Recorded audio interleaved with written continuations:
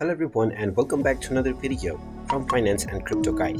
In this video, I'm going to show you how to download and install the Rapids Wallet application on your iOS device. So let's get started right away.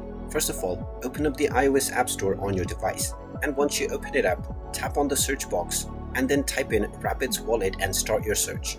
Once you find the Rapid Wallet application, tap on it and you will see the Get button. Tap on the Get button and this will begin the download and installation of the Rapids Wallet application on your device right away. Just wait for a while until the installation is completed, and when you see the Open button, you can tap on it to open up the app. Once you open it up, you can proceed with logging into your existing account or sign up to create a new one in order to start using the Rapids Wallet application on your device right away.